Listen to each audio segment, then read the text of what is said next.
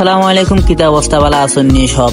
আজকে ব্লগটা হইলো আমার বাড়ি টু বিছনাকান্দি, মাত্র 2 কিলোমিটার পথ। মোটরসাইকেলে গেলে 10 মিনিট সময় লাগবে। বিছনাকান্দি সম্পর্কে কিছু তথ্য আর হিকানো গিয়া কিতা কিতা করলাম সব দেখবা আপনারা আমার লগে থাকুক। গোয়াইনঘাট উপজেলার বর্তমান 8 নং বিছনাকান্দি ইউনিয়নে অবস্থিত। মূলত জাফলং সাদা পাথরের মতো একটি পাথর কোয়ারি ও পর্যটক স্পট কেন্দ্র। আমরা শর্টকাটে যাওয়ার দায় বন্ধ রাস্তা বাই পথ লইলাম। বন্ধ দিয়ে যাওয়ার কারণে অনেক সুন্দর লাগছে। গাঁও গ্রামের রাস্তা দিয়া প্রকৃতি উপভোগ করতে করতে আইলাম বিছনাকান্দি 0 পয়েন্ট ফুটবল মাঠ। এখানেও আইলে বালা লাগাটা একটা স্বাভাবিক। পাহাড় বা চাইলেও মনটা পড়ে যায় এবারে। 0 পয়েন্টে সময় কাটানো আলাদা একটা মজা। ও জায়গাটা হইলো অনেক পুরানা। এখানে 100 বছর আগ থেকে মানছে পাথর তুলিয়া জীবিকা করতো। আমরা এখানে কিছু সময় কাটানো পরে ফত লইলাম বর্ডারের উদ্দেশ্যে। এখানেও গিয়া পাই রাস্তার মাঝে খাত চলে, মাংসর টুকরা রাস্তার মাঝে ফালাই। কতখান জায়গা আটি আটি গেলাম। ওই সময় আসর আজান হয়ে গেল। মসজিদের দিকে রওনা দিলাম। অজু হরিয়া মসজিদের বারান্দাত উবাইয়া কত সময় পাহাড়ের দিকে চাইলাম। আলাদা একটা অনুভূতি। নমাজ শেষ করিয়া বারোইয়া উবাইয়া কত সময় চাইলাম, একটা ছবি তুললাম, খুব সুন্দর লাগছে। হইয়া বুঝাইবার মতো না, ফত লইলাম সীমান্তর দিকে। গিয়া পাইলাম বাংলাদেশের 1263 নম্বর ফিলার। ঠিক উল্টা সাইডে 1263 নম্বর ফিলার ইন্ডিয়া নামটা শুনলেও মনতেই ঘৃণা। তো উড়া দুরা লাদ দিলাম কয়েকটা। আইলাম 0 রেখাত। এখানে দেখি ফুটবলের মাঝে মাঠ খেলাইরা সব বাংলাদেশি উড়তাই। এখানে কয়েকটা ফুটবল মাঠ আছে। 0 রেখা অতিক্রম করিয়া আইলাম কাটাতারের বেড়ার খান্দাত। এখানেও পরে আরো ভালো লাগ। এখানেও যাওয়াটা ঠিক হয় না। তারপরে গেলাম গিয়া দেখলাম কাটাতারের মাঝে আকায় আছে, একবার হাত দিলাম। সামনে দি বাগানোর বাই আটাত থাকলাম।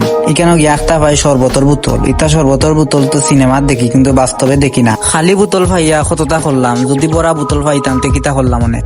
বন্ধু আশরাফে ডাকের খবর বেটা হাঞ্জাও আল্লো, তোমরা কোন সময় যাইবা বিছনাকান্দি 0 পয়েন্ট? তাড়াতাড়ি আও। যাইতাম কি তা না মাতিয়া উঠি গেলাম মোটরসাইকেল। প্রকৃতির নিচে দিয়ে বাইক চালাইয়া গেলাম। অনুভূতিটা আছে অন্যরকম একটা ফিলিংস। মেঘলা আকাশ, হাঞ্জা কুবালা সময়, ওয়েদারটা সুন্দর দেখা যান না। তারপরেও মাশাল্লাহ আমার গেছে বালা লাগে, কারণ এখানে সব সময় আওয়াজ যাওয়া হয়েছে। বারবার আওয়াজ যাওয়া হইলেও বিরক্ত লাগে না। বিরক্ত লাগে ওখানো রাস্তাঘাট বেশ সুবিধা। ইনশাআল্লাহ আগামীতে আর এই বিরক্তটা লাগতো না। বাইকটা কি লামিয়ে উড়া দুরা একটা পিক লইলাম। তারপর ছোট বড় পাথরের মাঝে আটা আরম্ভ করলাম। খুব ভালো লাগে। ছোট বড় পাথরের আটার মজাটাও আলাদা। তারপরে আমার বন্ধুর ঘটনার ধরলাম, ধরি আট বেটা এক পাথর থেকে আরো পাথরও ফাল দিলাম। তবে সাবধান, আপনারা এলা ফাল দিলে পিছলা পাথর থাকতে পারে, কোনো দুর্ঘটনা ঘটতে পারে। কেন পানির গতি খুব বেশি আসলো, দড়ি দড়ি আটিয়া গেলাম। সামনে দিয়ে আটিয়া যাওয়ার সময় একটা দিয়ে গড়ের সমান একটা পাথর। তো আশরাফে হইলাম ও পাথরটা দেখিলে আর মারতে পারিনি, কোনোভাবে সম্ভব হইল না। পরে নিজে উঠলাম উপরে।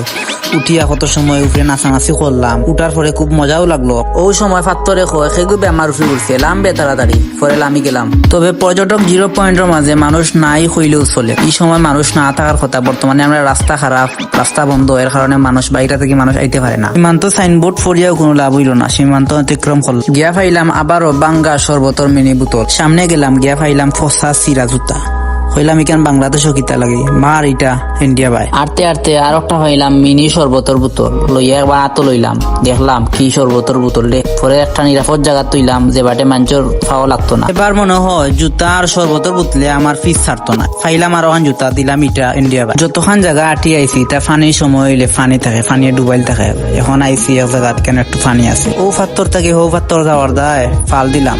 ইটা পাত্তর সব ফিসলা, ফানি তোলে যেগুন পাত্তর থাকে সব ফিসলাম। ক্যামেরা ইলা রাখার কারণ হইলো হাতরাইমু, গোসল করমু, ডুব দিমু, ভিডিও করতে হে। এখন লাইট ক্যামেরা সব রেডি। এখন কত সময় এনজয়। আমার বন্ধু আশরাফ লগে নিয়া কয়টা ছবি তুললাম, খুব মজা। তারেও কিছু পানি ছিটা দিলাম। পানি ছিটা দিয়া হে বিস্ত চায় না আমার লগে। কোনোবাই না চাইয়া গেঞ্জি কুলিয়াও লামি গেলাম পানির মাঝে।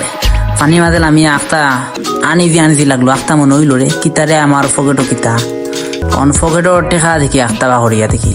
এখন যাক টেকা পিচ্ছে সমস্যা নাই। এখন টেকাটা আবার শুকনা জায়গার তৈলাম নিয়া আবার ডুব আরম্ভ করলাম। উড়া দুরা ডুব।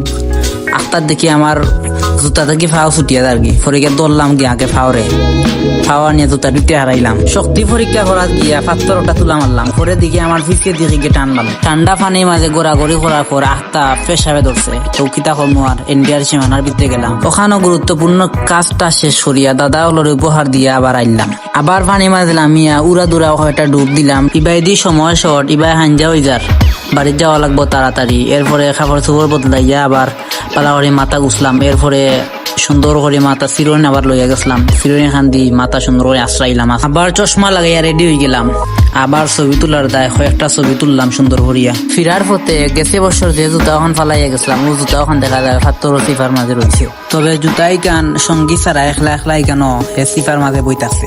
আর একটু সামনে আইয়া দেখি আমরা বাসার ইংলিশ কমেট খেয়ে ফলাইয়া গেছি কি পরে ভাবলাম না এটা ইংলিশ কমেট না, এটা তো ফাত্তর ইংলিশ কমেটর ধরন ধরছে আর কি। 0 প্রায় 1 ঘন্টা সময় কাটানোর পরে ফত লইলাম বাড়ির উদ্দেশ্যে রওনা। আমি আর আমার বন্ধুও হচ্ছে যা সাইকেল চালাই যা, তো চালাইয়া আইলাম। খুব এটা ভালো লাগলো, বিশেষ করে কেউ যদি নিজে বাইক চালাইয়া যায় পাহাড়ের তোলে আলাদা একটা ফিল পাইবা, এটা আপনারা তো বুঝরা ভালো করে।